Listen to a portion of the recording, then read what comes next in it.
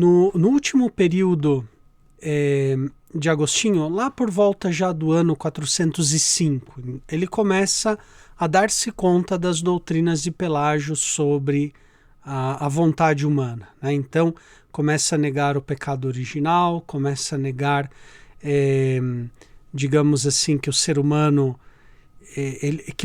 começa a afirmar que o ser humano pode alcançar a santidade com as próprias forças, sem a necessidade da graça, etc., né? Então, Agostinho também, olhando na própria experiência de pecado, da vida dele, de conversão, pois ele diz, olha, isso daí não é assim, né? De fato, sem a graça a gente não consegue dar sequer um passo no caminho da santidade, né? Aí o que acontece? Aí por volta do ano 418 a igreja, sobretudo a igreja de Roma, faz uma condenação explícita das doutrinas de Pelágio, né?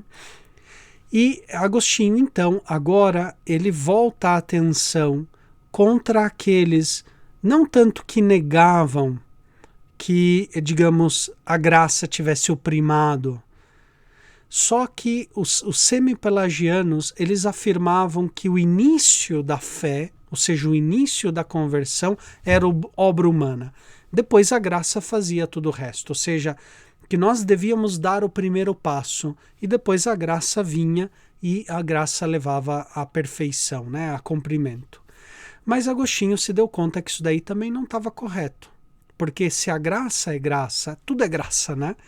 E é de graça, ou seja, então não é mérito do ser humano, não é um esforço, é um dom da graça de Deus. Então, contra os pelagianos, os semi-pelagianos que diziam que o início da fé, o início da conversão era uma obra humana, era um esforço humano, Agostinho vai dizer não, não é assim. Existe aí um dom da predestinação, ou seja, Deus destina as pessoas a receberem esse primeiro passo, digamos assim, esse primeiro passo da fé. Agora, aqui é que está o pulo do gato, né?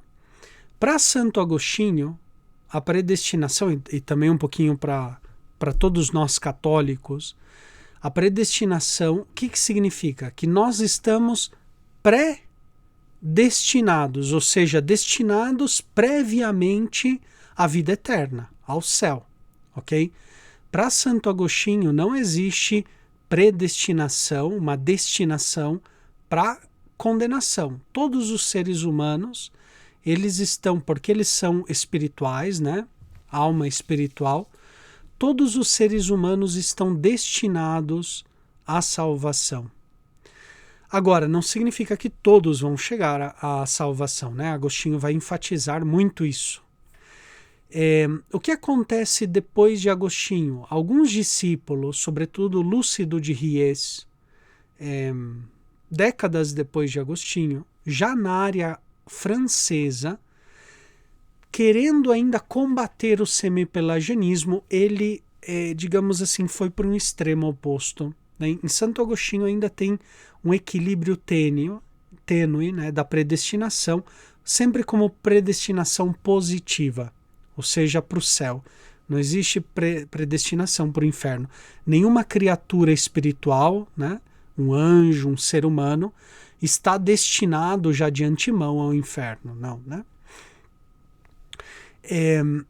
Mas Lúcido de Ries, ele foi o primeiro que coloca uma predestinação negativa. Algumas pessoas estão destinadas a não receber a graça de Deus, né? E, portanto, não tem uma destinação à vida eterna. Essa tese de Lúcido de Ries foi condenada pela igreja imediatamente, né? Agostinho já havia morrido, fazia décadas, né? E depois, na Idade Média, outra personagem chamada Gotescalco, ele ressuscitou um pouco de novo essa tese da predestinação negativa, ou seja, de duas predestinações no ser humano, né? Lutero, ele é um pouco... Ele é o herdeiro dessa visão de dupla predestinação, né? Que parece estar em Santo Agostinho, mas em Santo Agostinho não tem nenhum texto que ele vai falar que que alguém está destinado previamente ao inferno, né, à condenação eterna. Não existe isso. Toda criatura espiritual tem o seu destino na vida eterna, está destinado para ir para lá, né? Agora, o que acontece é que Santo Agostinho, como ele está num ambiente polêmico, ele vai falar muito da predestinação.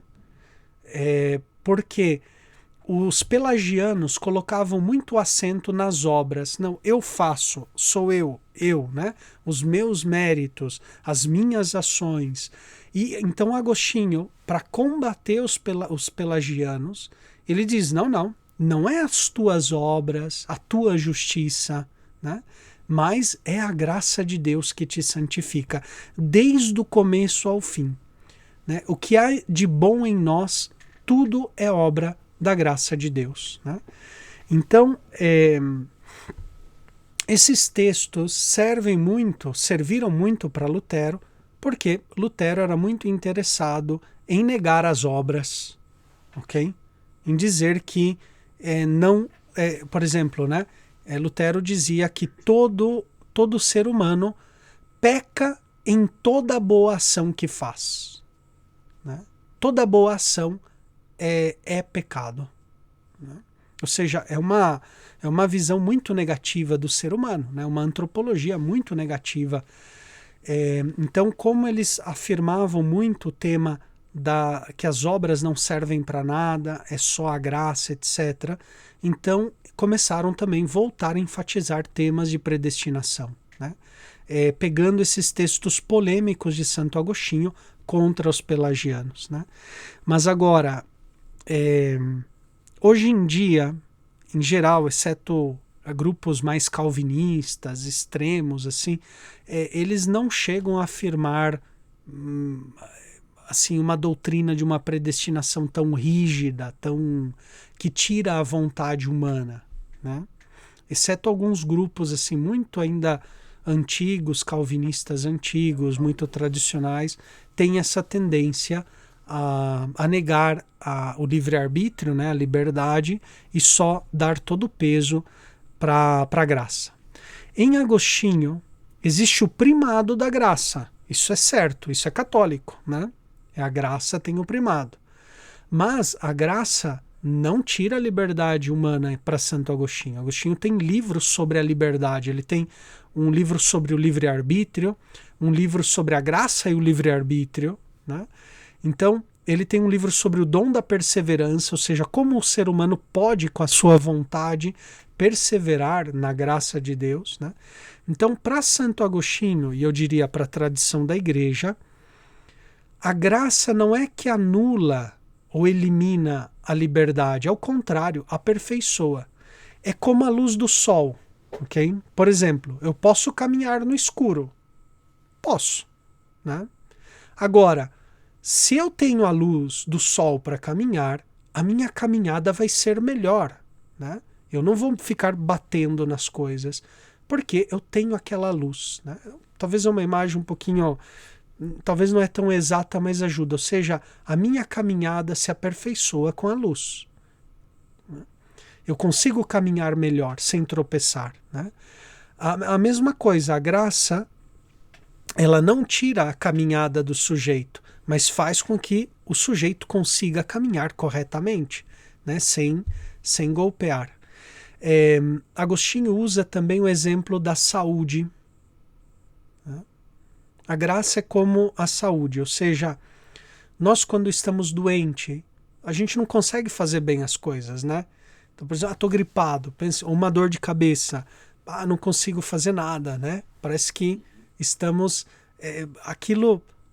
Agora, a pessoa quando está saudável, ela consegue fazer coisa, consegue praticar esportes, né? Consegue estudar, consegue rezar, porque a saúde leva uma certa força, uma certa perfeição daquele estado da pessoa. A mesma coisa a graça. Nós tendemos ao bem, a nossa liberdade tende ao bem, mas a gente não tem força, e a graça leva a esse cumprimento, né, daquilo que a gente não pode pelas próprias forças, né? Então, não tira a liberdade, mas é uma espécie de de aperfeiçoamento da liberdade, né, humana. Agora, o problema é que Agostinho, nesses últimos escritos, ele sempre está num ambiente muito polêmico. Né? Então, ele ele tem diante dos olhos os pelagianos que afirmam só a liberdade, só a própria força humana. Né? Então, para contrapor essa visão, Agostinho um pouco enfatiza muito temas mais da graça e da predestinação, mas ele não chega a afirmar uma dupla predestinação ou anula o livre-arbítrio da pessoa de jeito nenhum. Né? Obrigado, professor. Parece que, inclusive, no Concílio de Orange já eles condenam essa ideia da dupla predestinação. Exatamente. A igreja condena. Exatamente. São, acho que 2 concílios franceses, acho que de Valence e depois de Orange, eles vão condenar essa dupla predestinação. E depois na Idade Média, acho que é século IX, se não me equivoco, esse outro pensador medieval é Gotescalco, nome um pouco estranho, meio alemão assim, né? Ele voltou de novo a afirmar a dupla predestinação e a igreja fez um outro concílio para condenar essa tese de novo, né? E finalmente o Concílio de Trento, ele no decreto sobre a justificação, ele vai de novo, né, explicar a doutrina de Santo Agostinho. Né? Agora, tem algumas passagens, que é um pouquinho, digamos assim, tirada de contexto, pode levar a erro de Santo Agostinho, né? Porque a graça, digamos assim, Deus não é obrigado a dar a graça, né? A graça é sempre graça, é um dom, é uma dádiva, né? Então, fora do contexto, quem pega uma afirmação como essa, que Deus não está obrigado a dar a graça, então parece que aquele que ele não dá é porque ele predestinou de antemão a não dar a graça. Não, não é bem assim, né? Santo Tomás de Aquino, quando ele fala da predestinação, ele explica que a predestinação nada mais é do que a providência nas criaturas espirituais, né? Então a divina providência, ela cuida de toda a criação. Essa providência nos seres espirituais, como nós, como nos anjos, né, se chama predestinação, ou seja, Deus nos destina a Ele, né, a estar em comunhão com Ele toda a eternidade. Né? Tá certo, professor. Muito obrigado. Ótimo, então. Bem, deixa eu só dar uma olhada aqui no chat se tem...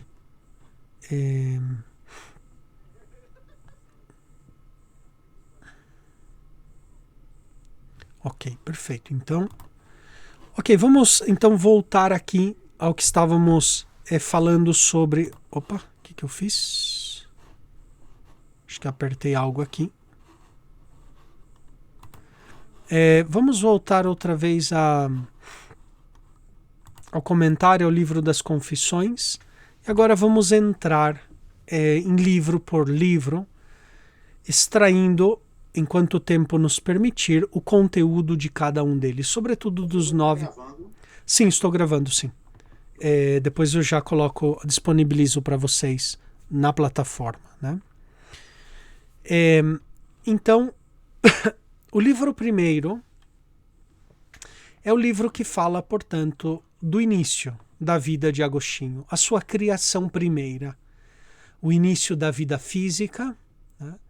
E é interessante aqui, Agostinho já fala que até mesmo as crianças elas são inocentes, né? Elas são puras, etc., mas elas também têm uma ferida. Né? Já nas crianças, Agostinho ainda não tem em vista o tema do pelagianismo no livro das Confissões, né? Algo que vai surgir muito depois. Mas aqui Agostinho já fala que existem as crianças, é normal, é natural, alguma inveja. Então, por exemplo, quando uma criancinha tem um brinquedo, ela quer pegar um brinquedo da mão da outra criancinha, etc., né? Choram 2 bebês, querendo, não sei, pegar a mamadeira um do outro, etc. Tem essa inveja, essa rivalidade. Tem também a desobediência. né? Ele fala da desobediência das crianças, tendem a desobedecer, tendem também a contar algumas mentiras, né? Não falar sempre a verdade. E, sobretudo, Agostinho ele vai falar muito do amor pelo jogo, pela diversão, e o descuido pelas coisas da alma, ou seja, pelos estudos. Ele dizia da formação dele, né, na sua infância. Agostinho ele dizia que ele gostava de escutar as historietas, né, as fábulas. Então, quando o professor de gramática começava a falar de literatura, ele gostava das histórias, dos romances, né, de pessoas lá apaixonadas e tal, escutar aquelas historietas. Mas no momento de estudar a gramática, de aprender, né, as conjugações dos verbos, aprender a sintaxe, aprender a morfologia, ele odiava aquilo, né? E sobretudo da gramática grega. Ele disse que ele não gostava também de estudar gramática latina, mas muito menos gramática grega. Provavelmente Agostinho ele lia o grego, né, entendia possivelmente bastante bem o grego. No final da sua vida nós temos alguns escritos contra Juliano, onde Agostinho ele fala que ele não encontrou traduções de Basílio e de Gregório de Nazianzo, e ele mesmo fez as traduções e cita ali em latim essas traduções nos seus textos, né? Contra Juliano. Então é aí um testemunho que diz que pelo menos ele conseguia ler o grego e fazer traduções do grego, né? Mas não é que ele gostasse muito da língua grega. Ele preferia mais as fábulas, as historietas. E é interessante porque ele, nesse livro primeiro, ele fala que ele tinha alguns professores cristãos que também o ensinaram a rezar nesse período. Então, não é só influência má que Agostinho teve na infância. Ao contrário, Agostinho, ele nasce num seio de uma família e a sua mãe era cristã, Mônica, e, portanto, em certo sentido, o educou, e educou bem na fé.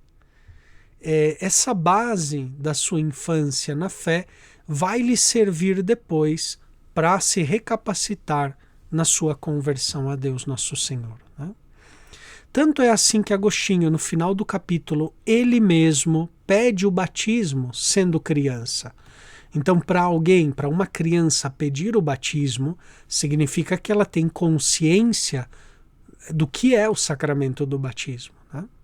A gente às vezes encontra alguma criancinha, por exemplo, que pede a primeira comunhão, porque já tem uma consciência do que é a Sagrada Comunhão impressionante, né? Claro que aí o pároco tem que analisar, tem que dar, né, observar, realmente averiguar que a criança conheça realmente os fundamentos da nossa fé, né? Entenda bem o que é a Eucaristia, etc., né? Mas às vezes as crianças já têm esse discernimento. E Agostinho tinha esse discernimento ao ponto de entender a importância do batismo. Ele estava enfermo, ele achava que ele ia morrer, não podia morrer sem o batismo. Então ele pede à sua mãe que alguém lhe administre o batismo. Mônica, nesse momento, não quis, porque Mônica talvez ela supunha que a enfermidade não era tão grave assim. Agostinho ele conta que era uma enfermidade sim muito grave, mas talvez Mônica não entendeu assim. E Mônica diz que não quis batizar o filho por causa depois da adolescência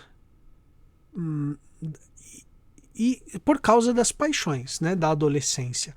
Ela temia que depois o filho abandonasse a fé, caísse no pecado na adolescência. Então a Mônica preferiu esperar a vida adulta, né? Agostinho, no livro das Confissões, no livro primeiro, ele é bastante duro com Mônica sobre isso, né? Porque Mônica não lhe deu o batismo não levou ele ao batismo sendo já criança, né? Provavelmente Mônica também o fez, né? Santa Mônica fez, porque sabia do contexto da família, né? O pai de Agostinho ainda era pagão, ainda não era batizado. O pai de Agostinho, digamos assim, não era tão fervoroso como Mônica, não era digamos, ao final da vida foi batizado e tudo, mas não tinha uma convicção profunda das coisas da fé. Agostinho mesmo fala que o pai, Patrício, né, se chamava Patrício, gostava que Agostinho vivesse entre coisas mundanas, né, buscasse fama, buscasse dinheiro, buscasse aplausos. Então, talvez pelo mau testemunho do pai, e naquela época, né, a presença paterna era muito importante. Normalmente os filhos, o pai tinha um papel fundamental na família antiga, né? Era o ponto de referência da casa, era sempre o pai. Então provavelmente Mônica preferiu, visto que o pai vivia um pouquinho uma vida assim, né? Muito tíbia na sua fé, muito morna na sua fé, preferiu não dar o batismo porque imaginava que Agostinho seguiria um pouco os passos do pai, né? Que de fato depois aconteceu, né? Agostinho, os seus pais estavam muito preocupados com a formação intelectual dele, né? Sobretudo o pai Patrício, e manda ele estudar nos melhores lugares, mas descuidando muito a alma, né? O coração de Santo Agostinho.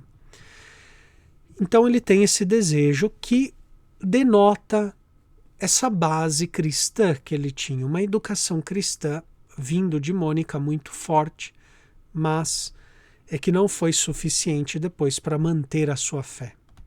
O livro segundo narra por volta do ano 370, 371, aos 16 anos, o fruto do pecado. É o livro das paixões desordenadas. Ele começa narrando o furto de umas peras e depois o desencadeamento de diversas paixões carnais, né? Aqui nesse livro também ele vai explicar como era a educação antiga. Então tinha o ensino fundamental, praticamente ele era dividido, né, em duas partes. Era o ludus magistra, ou seja, a escola do mestre, onde se aprendia a ler, escrever, calcular. Depois tinha o ludus grammatici, né, a aula do gramático, né, a escola do gramático, onde se fazia uma leitura da literatura clássica, né? E finalmente uma espécie de ensino médio, era o ludus rhetoris, a escola do orador, do rhetor, né? Onde se estudava os oradores antigos e os filósofos, né? Primeiro, não todas as pessoas tinham dinheiro para ler, para aprender a ler e escrever, né? Então, muito menos ainda para chegar até uma espécie de ensino médio.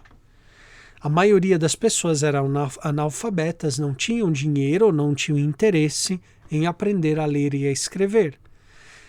Aqueles que aprendiam a ler, a maioria ficavam, por assim dizer, no primeiro grau, aprendiam só a ler, a escrever o básico, não tinham dinheiro para continuar os estudos de gramática e muito menos para fazer estudos de retórica.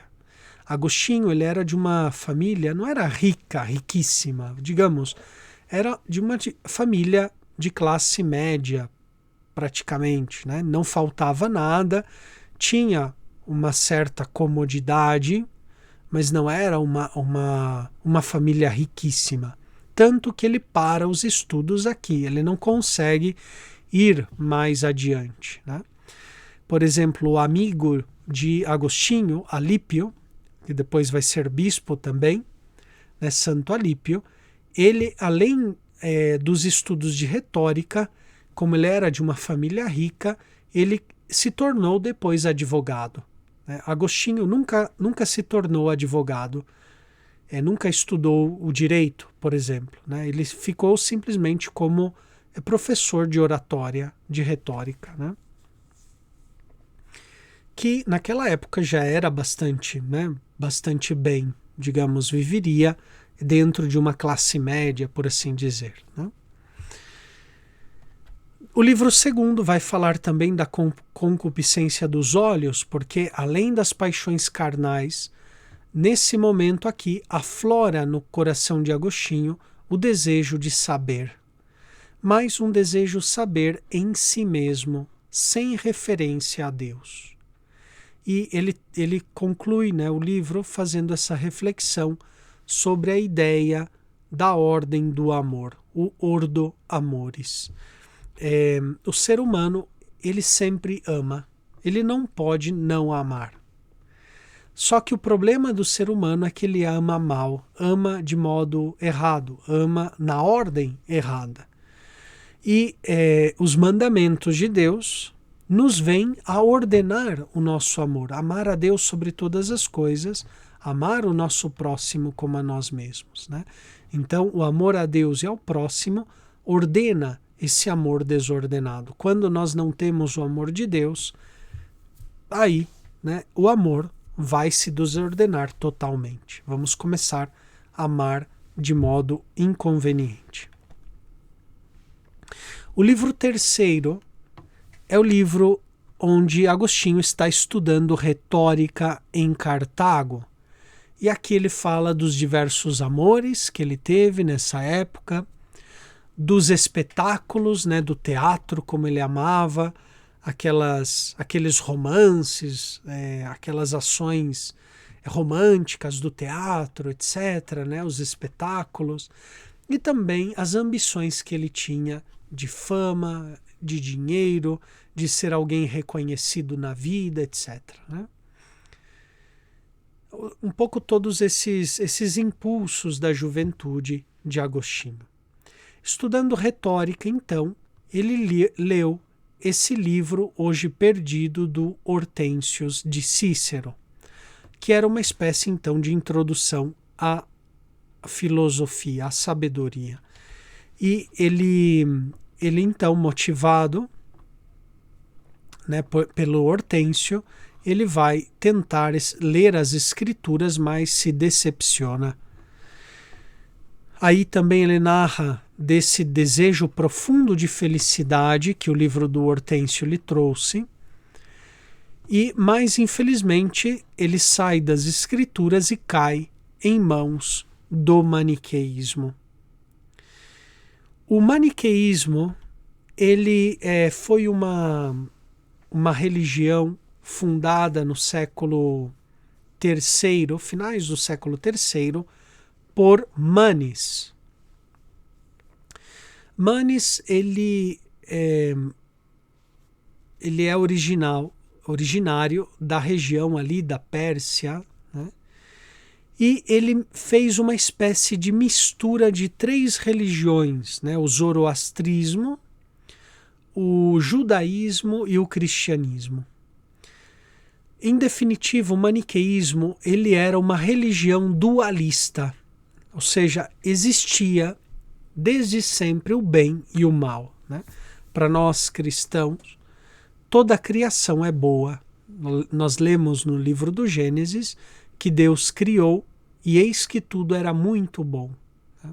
Então toda a criação é boa. E é por isso também que Agostinho, ele termina o livro das Confissões comentando o livro do Gênesis, porque aí está a bondade da criação, né? Mas os maniqueus não acreditavam nisso. Eles acreditavam que ao início, antes da criação do mundo, existia o reino da luz e o reino das trevas, né? O reino do bem e o reino do mal. E em determinado momento, o reino do mal, o reino das trevas, decidiu invadir o reino da luz. Essa é um pouco a mitologia dos maniqueístas. Então, o reino das trevas tentou invadir o reino da luz e fez uma mistura de elementos luminosos e elementos tenebrosos, dando origem ao mundo como nós conhecemos hoje, né? Então, para os maniqueístas ou maniqueus, né, vocês vão ver escritos das duas formas, para os maniqueus, toda a criação era uma mistura de luz e de trevas. Por exemplo, os maniqueus, eles diziam que todo ser que se desprendia da terra, como as árvores, as plantas, né, as frutas, os legumes, etc., as hortaliças, tudo que tem raízes e sai da terra, brota da terra, predomina nesse ser o elemento luminoso. Tudo que se desprende, não está enraizado na terra, mas caminha por si mesmo, como os répteis, né, os animais, os pássaros, os seres humanos, nesses seres predominam o elemento tenebroso. Né? Então, os maniqueus, o que eles diziam? Que era necessário liberar a luz das trevas, né? Retirar a luz das trevas. Então, por isso, os maniqueus eles se alimentavam só de vegetais, comiam vegetais, frutas, né? Legumes, eles não comiam carne, sobretudo aqueles que eram considerados os chamados os eleitos, né? Os maniqueus eram divididos em dois grupos, os eleitos e os ouvintes. Os ouvintes, eles podiam fazer mais coisas, eles tinham um pouquinho mais de tolerância, mas os eleitos da seita maniqueia não podiam comer carne. E também eles não podiam se reproduzir, né? Porque gerar um filho significava manter ainda, trazer ao mundo mais elementos tenebrosos, né? Então, por exemplo, os maniqueus eles evitavam a geração de filhos, às vezes através de métodos anticoncepcionais, de abortos, etc. Eles evitavam a geração de filhos, né? Então, eles se alimentavam de frutas, de verduras, de legumes, um pouco nesse intuito de liberar os elementos luminosos. É um pouquinho ridículo para nós, né? Mas Agostinho também, ele depois nos seus escritos, ele vai ridicularizar muito isso dos maniqueus. Eles diziam que esses elementos luminosos eram liberados através, pois, da eructação, né? Ou seja, do arroto, é ridículo pensar isso, mas era o modo como se liberavam esses elementos luminosos, né? Então, a seita dos maniqueístas acreditavam nisso. Inclusive, eles diziam que a luz era Cristo.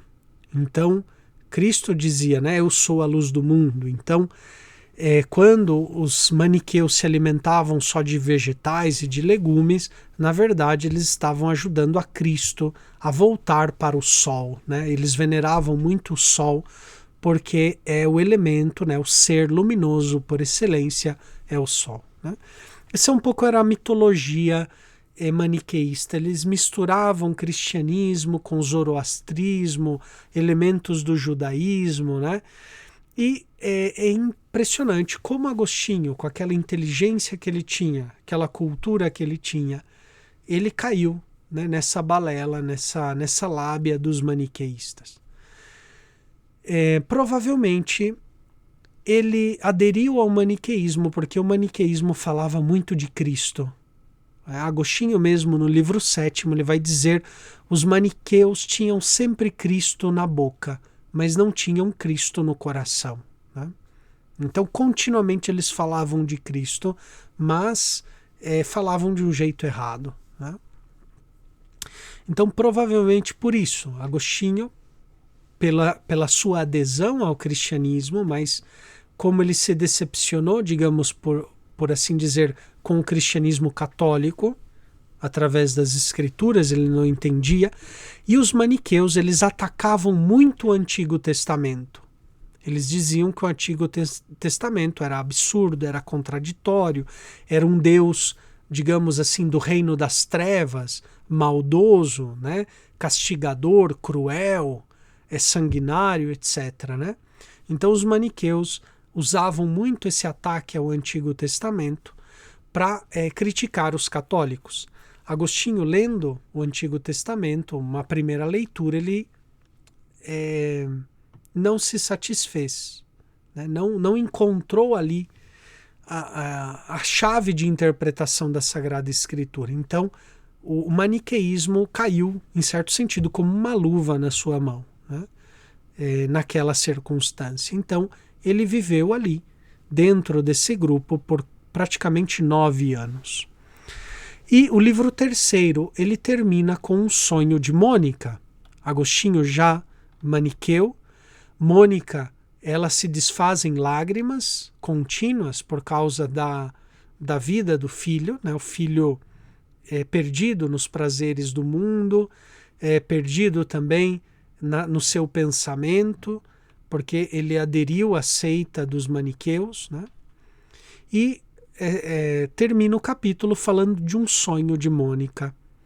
Mônica sonhou que estava ela chorando, né, como sempre, chorando ali pela situação do filho, e de repente ela estava chorando, mas como que numa espécie de quadrado, né, assim, firme, de pé, numa espécie de quadrado, uma plataforma assim quadrada, né?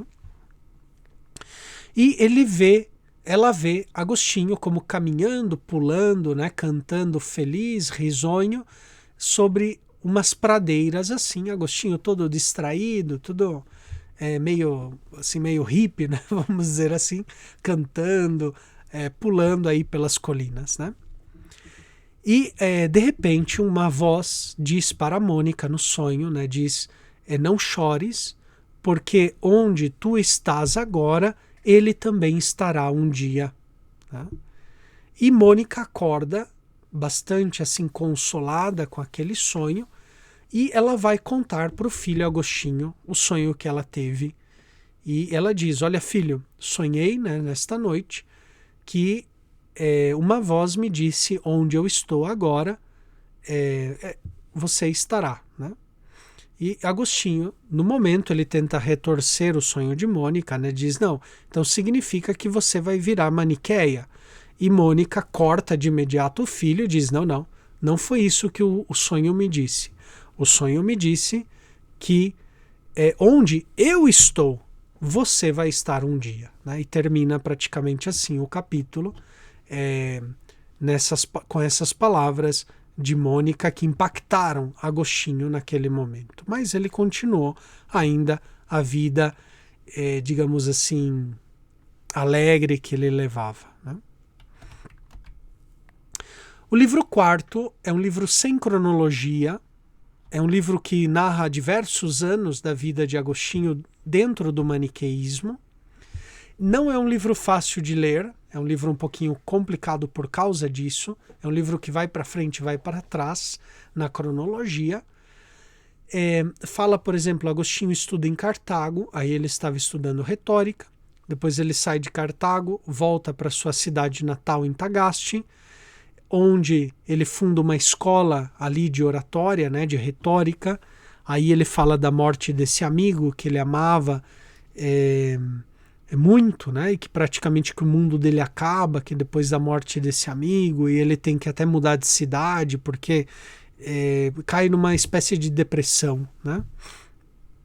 Então ele volta a Cartago, daí ele vai conhecendo novas amizades, o tempo vai passando, e ele escreve esse livro De Pulcro et Apto, ou seja, sobre o belo e o conveniente.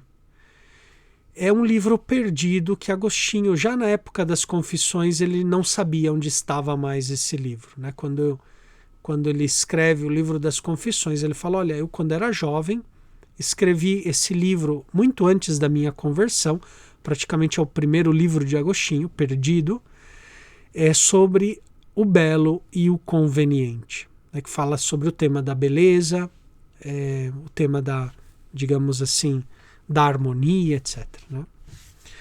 Nesse livro também, o livro quarto das Confissões, Agostinho afirma que ele não crê nas divinações, ou seja, nas adivinhações. mas ele pratica a astrologia.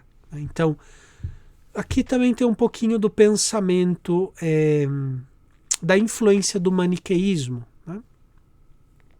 Os maniqueus, eles não comiam carne, portanto, eles evitavam derramar sangue, né, trucidar animais, etc. Porque eram seres, para os maniqueus, impuros, vamos dizer assim. Né? Então, as adivinhações que faziam os pagãos era, sobretudo, abrindo animais, né? Abriam aves, abriam alguns animais para interpretar as vísceras do animal. Né? Então, tinha essa prática das adivinhações. Os antigos, eles eram muito supersticiosos. Né?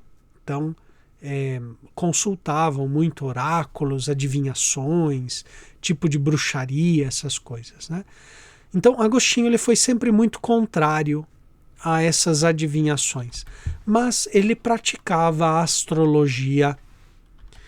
Lembrando aqui que na antiguidade, a astrologia ia sempre de mãos com a astronomia. Agostinho ele estava estudando retórica. Na retórica se estudava filosofia e a maioria dos filósofos eram também astrônomos.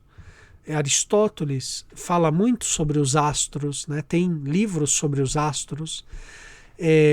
Platão mesmo fala sobre os astros. Né?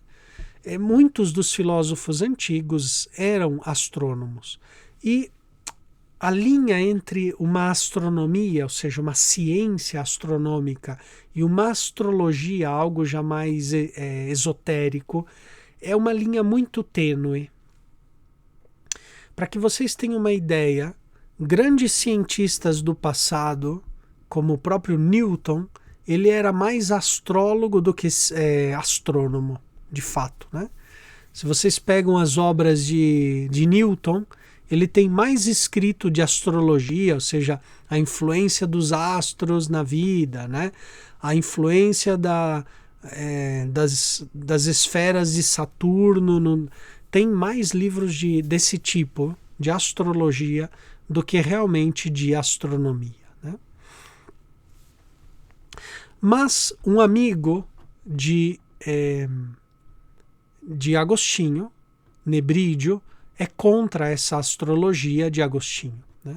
Aqui nesse momento, ainda Nebrídio é aquele amigo chato, né? Digamos assim, aquele amigo que... Mas depois vai se tornar um amigo íntimo de Agostinho, juntamente com Alípio, que vão ajudá-lo também a caminhar em direção a Cristo, em direção à conversão. Na verdade, vão caminhar juntos. Né? Agostinho até mesmo se arrepende, porque ele, em certo momento, ele influencia Nebrídio no maniqueísmo. Né? Agostinho fala que ele, nesse período, lê as categorias de Aristóteles e outros livros científicos e filosóficos. Né? Então, os livros das categorias de Aristóteles são livros de lógica, né? Livro onde ele fala dessas 10 categorias, né? A categoria da substância, depois as categorias dos acidentes, né? Por exemplo, a quantidade, a qualidade, o lugar, o tempo, né? Etc. Os acidentes da substância. Agostinho ele fala que ele leu o livro das categorias de Aristóteles e entendeu, sem a ajuda de um professor. Né? Então, aí a gente vê um pouco também a inteligência desse jovem. O livro das categorias de Aristóteles não é um livro fácil, né, de entender sem que alguém tenha um pouquinho de conhecimento filosófico. Né? O livro quinto é o livro da mudança. Agostinho, quando ele começa a ler esses livros de astronomia, de filosofia, ele começa a ter muitas dúvidas sobre a doutrina dos maniqueus. Sobretudo no quesito do mal, a origem do mal. Porque para os maniqueus o mal é eterno, né? O mal é fruto dessa luta, desse combate entre o reino das trevas e o reino da luz. Né? Só que essa explicação não satisfazia a mente de Agostinho. ele não estava de acordo um pouco nessa fábula, nessa mitologia dos maniqueus. Mas ele queria entender o problema do mal. De onde vem o mal? Né? Se os católicos dizem que tudo que existe é bom, de onde vem o mal? Né? Temos, portanto, uma liberdade nossa, nós que praticamos o mal, ou o mal é fruto de um destino, é um fruto de um combate cósmico, né, que nasce em nós o mal, né? Ou é algo da vontade, a vontade que quer fazer o mal. Então ele já tinha muitas dúvidas sobre a mitologia dos maniqueus. Aí os maniqueus lhe dava longas, né, dizendo, olha, virá aqui na África um tal Fausto, que era bispo da seita dos maniqueus, e quando vier Fausto vai te explicar tudo. Né? Porque ele sabe muito. Né? Então Agostinho ficou à espera desse tal Fausto. Mas quando definitivamente Fausto chega ao norte da África e Agostinho tem a oportunidade de se entrevistar com ele, Agostinho também se decepciona de Fausto. Ele se dá conta que Fausto fala muito bem, tem uma eloquência muito grande, mas Fausto não sabe nada daquilo do que ele fala. Né? Então é um grande orador, alguém que sabe, tem o domínio da palavra, mas não tem conhecimento nenhum daquilo que ele fala. Né? Então Agostinho se decepciona. Se este era o grande Fausto que me ia explicar tudo, eu coloquei as minhas perguntas, ele não soube responder nada. Então Agostinho se decepciona também do maniqueísmo. E ele começa a aderir à filosofia cética, à filosofia acadêmica. Né? Os céticos diziam que nós não devemos afirmar nada, que nós devemos duvidar de tudo. Né? Esse ceticismo acadêmico.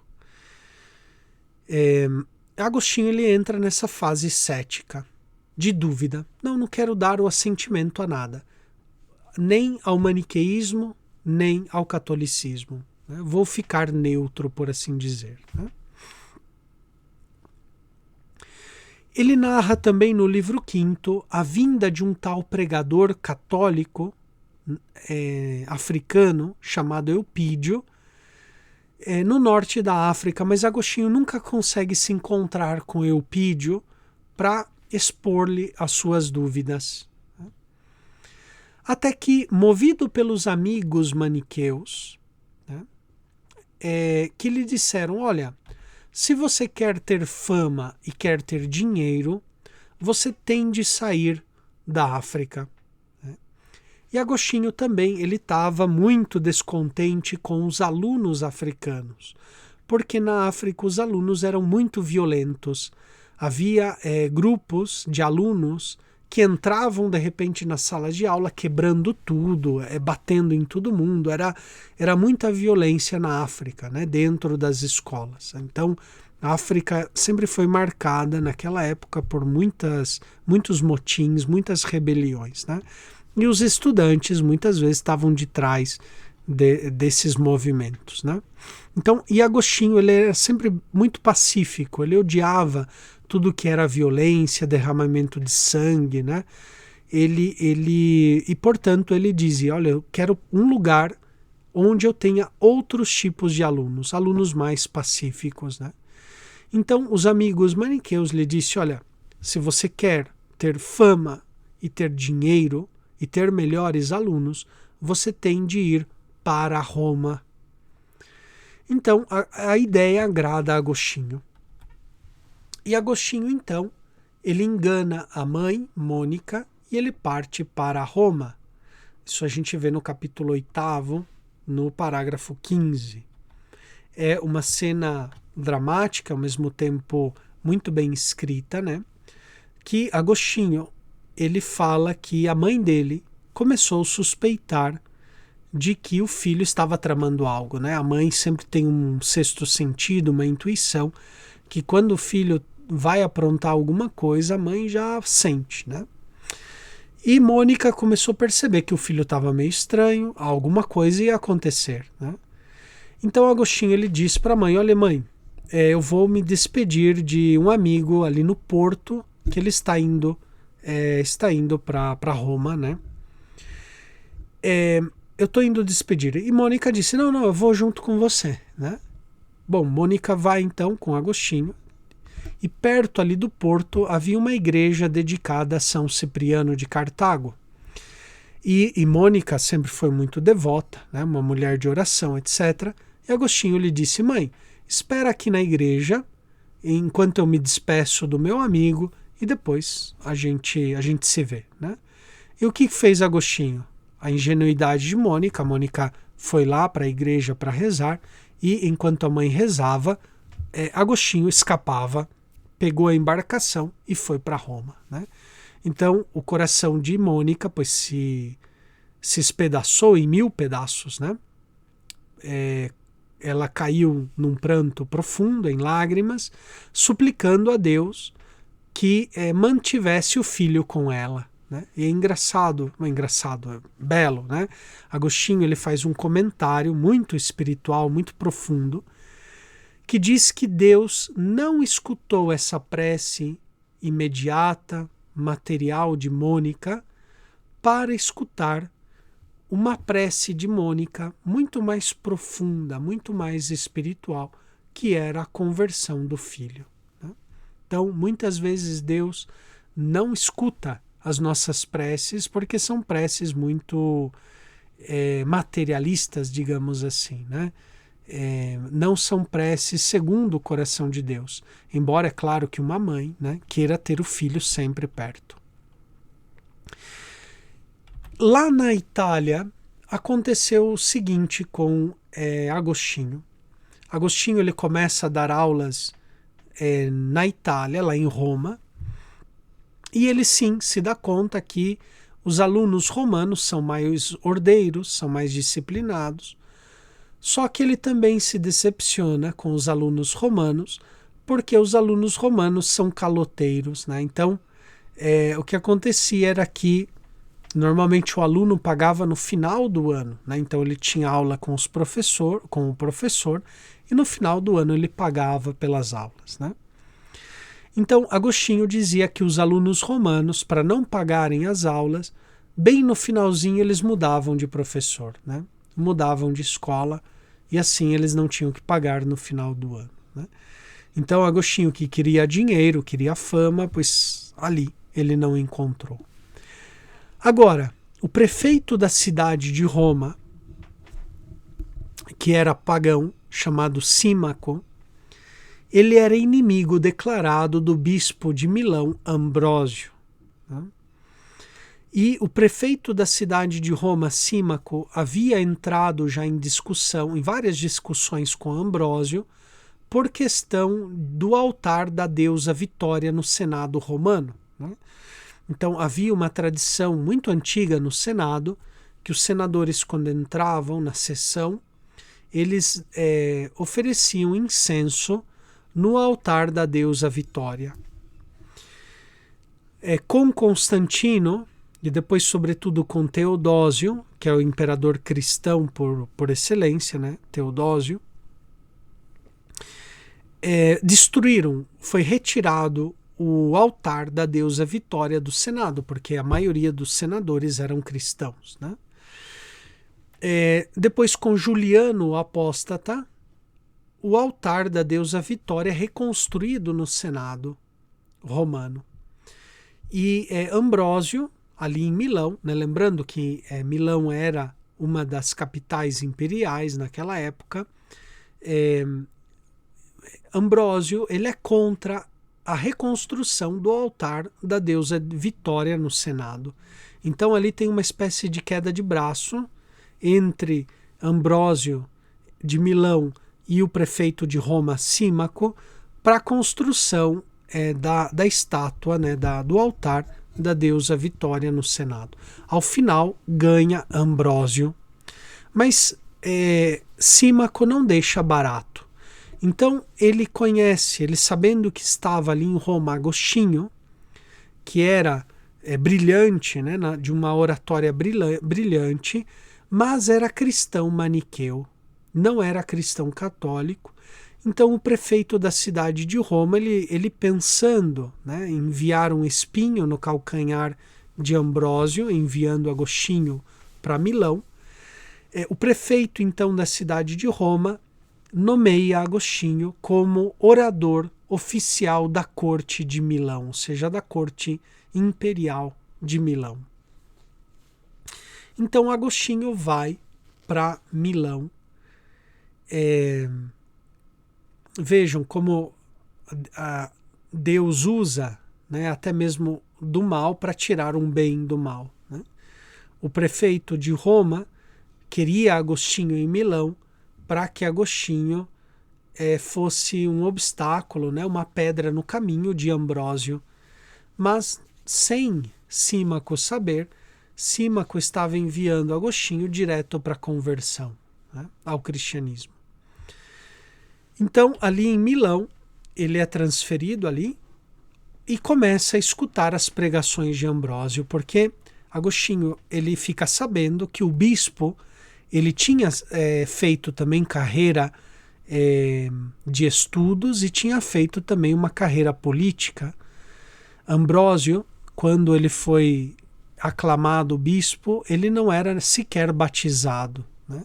Ele era somente catecúmeno, e o povo de Milão o aclamou como bispo, e ele em pouquíssimo tempo ele recebeu tudo, né? Recebeu o batismo, recebeu a ordenação, etc., né? E quem catequizou Ambrósio foi um presbítero da cidade de Milão chamado Simpliciano. Esse Simpliciano vai aparecer também no livro 6º das Confissões de Santo Agostinho, né? O livro 6º então continua o tema do encontro com Ambrósio. Agostinho ele tinha uma sede de falar com o bispo Ambrósio, só que nunca ele teve a oportunidade. Ele fala que ele sempre foi muito bem recebido por Ambrósio. Ambrósio o recebe com carinho, com, digamos assim, Agostinho diz, com palavras paternas, mas nunca Agostinho teve o tempo suficiente para abrir o seu coração, expor as suas dúvidas ao bispo Ambrósio, né? Tem aquele famoso episódio também que Mônica chega a Milão e ela vai então oferecer na tumba dos mártires lá em Milão o que ela estava acostumada a oferecer na África, né?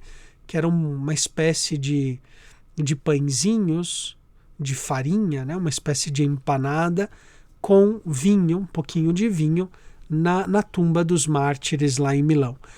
E de repente o porteiro do cemitério diz: olha, esta prática foi proibida pelo bispo Ambrósio. E Mônica obedece de imediato, né?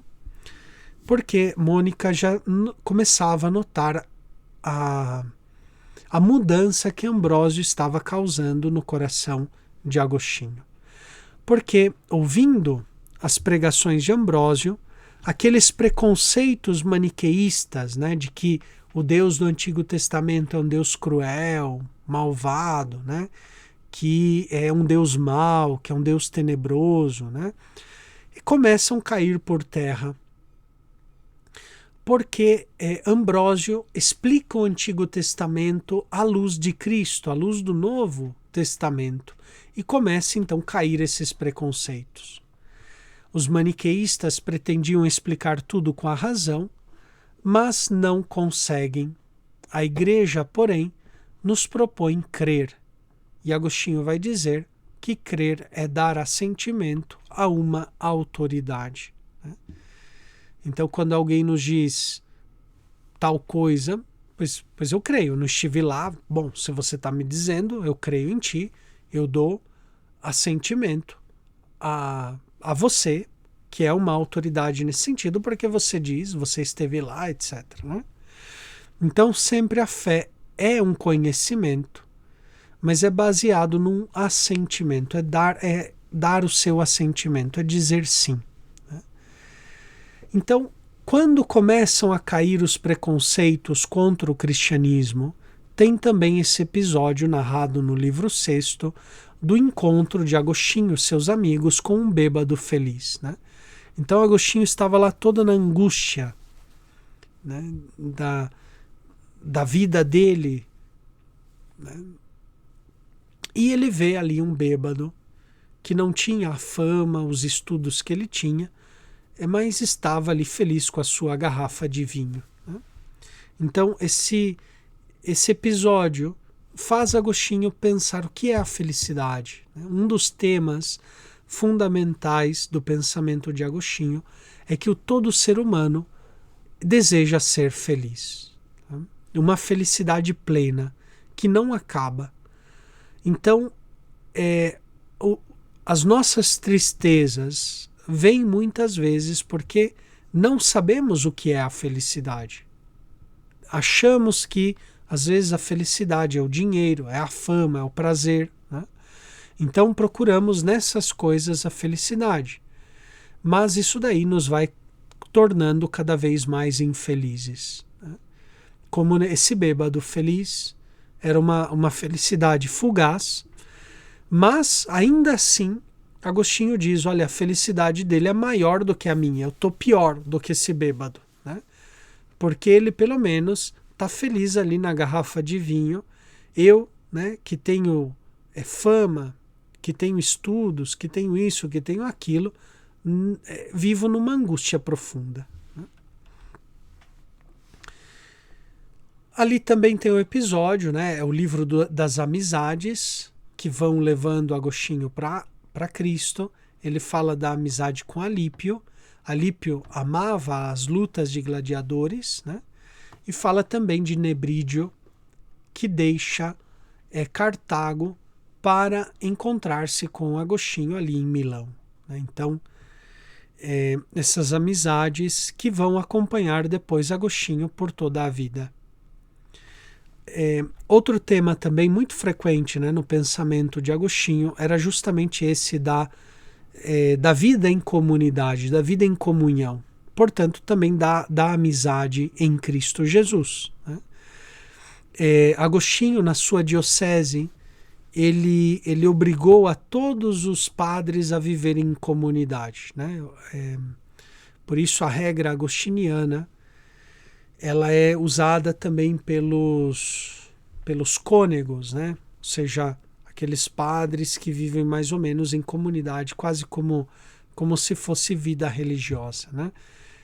Porque Agostinho, desde a sua conversão, ele sempre busca uma vida comunitária, intercâmbio de experiências espirituais e intelectuais, né? É o que Agostinho vai procurar fazer toda a vida. Fomentar essas comunidades, né? Então ele vai juntar o clero da sua diocese em comunidade, ele vai estar em contato também com os monges das dioceses vizinhas que vivem em comunidade, dando conselhos. A regra de Santo Agostinho, né? Ela começa justamente falando da vida fraterna. Então o pensamento de Agostinho é sempre de criar comunhão, de crescer em santidade juntos, né, em fraternidade. Agostinho então decide se separar daquela mulher que ele amava bastante, da qual ele tinha um filho, mas ele não aguenta por muito tempo e se une a outra mulher. E o livro 7º é o livro da leitura dos platônicos, onde fala do tema do mal. Nebrídio argumenta contra o materialismo dos maniqueístas. E Agostinho quer entender, portanto, a origem do mal e do livre-arbítrio. Então, se, como dizem os maniqueus, os seres humanos são predomínio do elemento tenebroso, ou seja, do mal, então que culpa eu tenho do mal que eu faço, né, do meu pecado? Que mal eu tenho? Nenhum. É culpa do espírito tenebroso, mas não é minha culpa, né? Então os maniqueus tentavam um pouquinho jogar a culpa para debaixo do tapete, né? Não tinha uma verdadeira culpa. É interessante que aqui provavelmente também Agostinho estava lendo Tertuliano. Tertuliano é um autor cristão do século, inícios do século III, né, que morre aí por volta do ano 220. Tertuliano, num escrito, ele explica, né, ele diz que o mal que nós fazemos é culpa do nosso livre-arbítrio, né? Provém do nosso livre-arbítrio.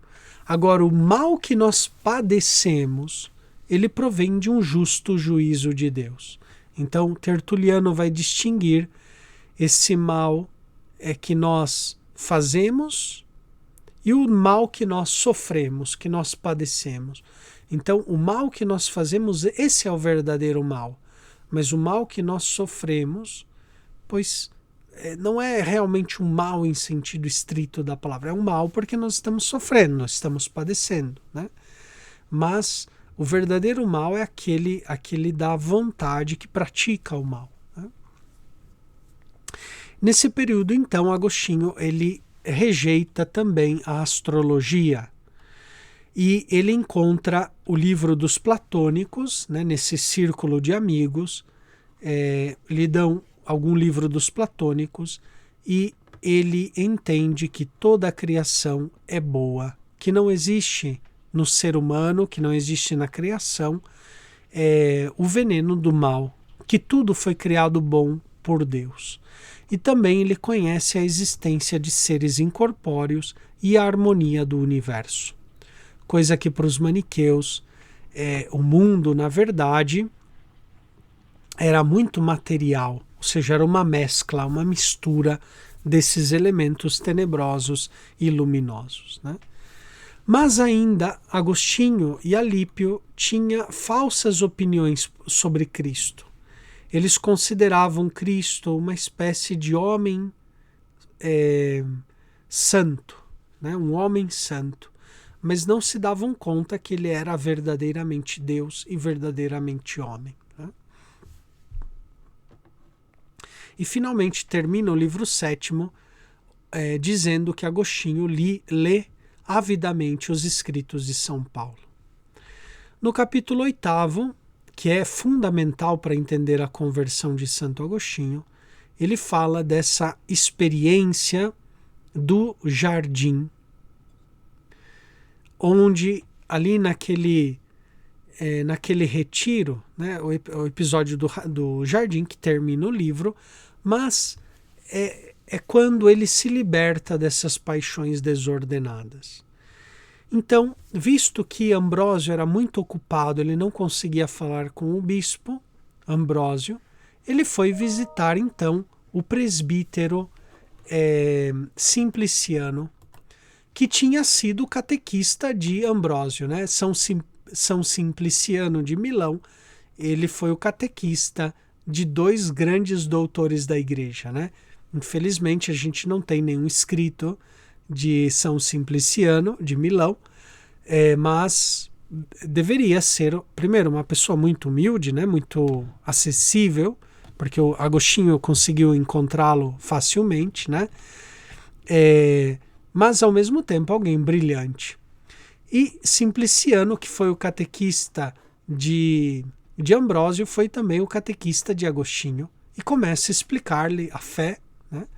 E também citar-lhe, exemplificar a fé com a vida dos santos, com a vida de Santo Antão, sobretudo com a conversão de Mário Vitorino. Mário Vitorino tinha sido um orador romano de décadas atrás de Agostinho, algumas décadas atrás de Agostinho, que era muito estudioso, era brilhante também, e que Mário Vitorino tinha abandonado tudo para receber o batismo. Então, esse exemplo de Mário Vitorino move muito o coração de Agostinho, porque Agostinho também ele é um orador como Mário Vitorino, né? Depois chega esse amigo ponticiano que começa a narrar a vida de Santo Antão e de alguns eremitas de Tréveres. Isso move o coração de Agostinho, ele sai para fora da casa, vai até o jardim e escuta aquela voz, né? Toma e lê, toma e lê, toma e lê. Ele entra de novo na casa, abre a carta aos Romanos que ele tinha ali, parece que cai no capítulo 14 de Romanos, onde diz para abandonar todo tipo de imoralidade, bebedeiras, né? Brigas, etc. E Agostinho ali começa a chorar e ele se decide definitivamente abandonar tudo e receber o batismo e se converter a Cristo. O livro 9, que é o último que eu quero um pouco aprofundar com vocês, e com isso acho que a gente pode concluir, é o livro do batismo e também do repouso de Mônica, da morte de Mônica. Agostinho, então, decide abandonar tudo, né? Para um cristão, receber o batismo era algo radical, né? Não era hoje, numa sociedade, pelo menos de cultura cristã, o batismo quase, né, virou quase algo social, infelizmente, né? Mas para os primeiros cristãos, o batismo era uma radicalidade, era abandonar tudo, abandonar a própria carreira, abandonar às vezes a própria família, os amigos, né? E viver uma vida de dedicação total a Deus nosso Senhor, né? Então o batismo era muito exigente. E por causa disso, então, do batismo que ele ia receber,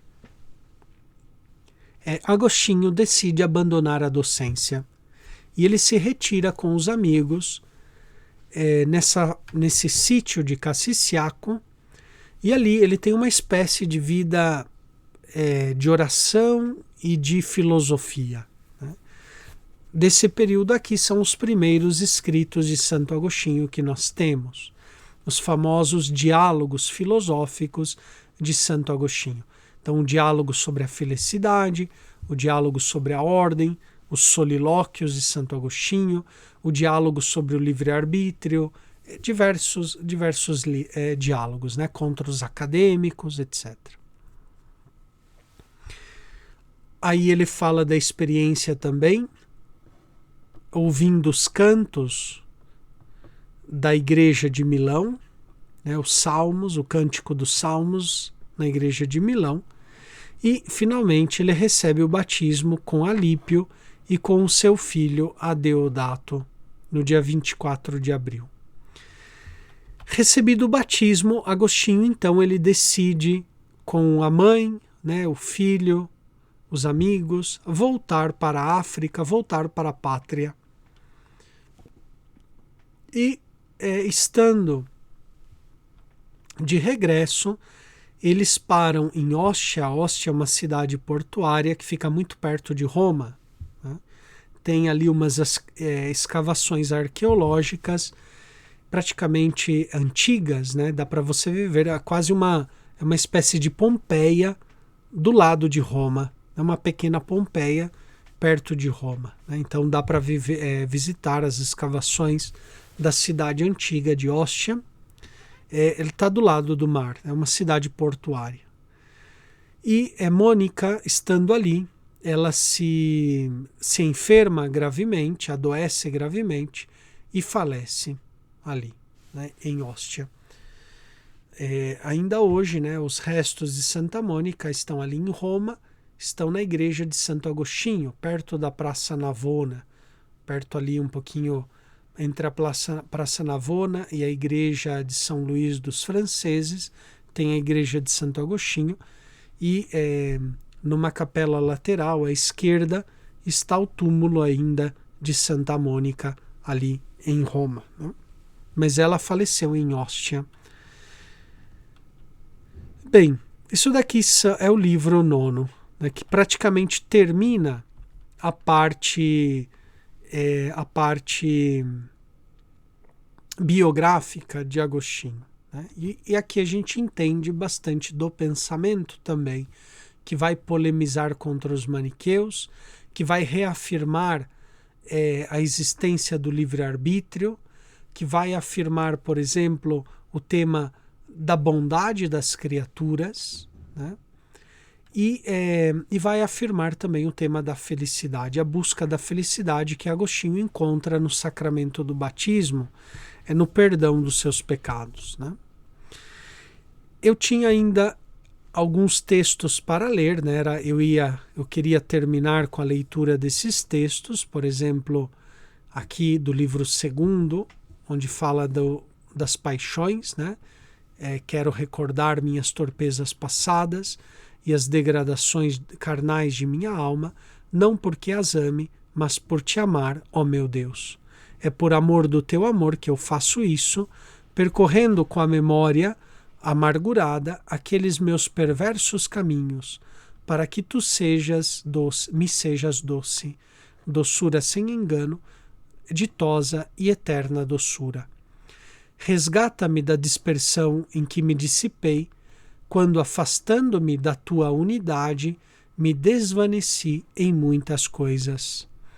Tempo houve de minha adolescência em que eu ardi em desejos de me fartar dos prazeres mais baixos e ousei a bestialidade de vários e sombrios amores. E se murchou a minha beleza e me transformei em podridão diante de teus olhos, para agradar a mim mesmo e desejar agradar aos olhos dos homens, né? Esse é o prólogo, é o início do livro 2, que fala das paixões, né? Como praticamente já estouramos o tempo do curso, só menciono, né? Esse livro vai falar então das paixões. Depois nós temos aqui um trecho do Hortêncio, onde ele lê o Hortêncio e se sente arrebatado à sabedoria, né?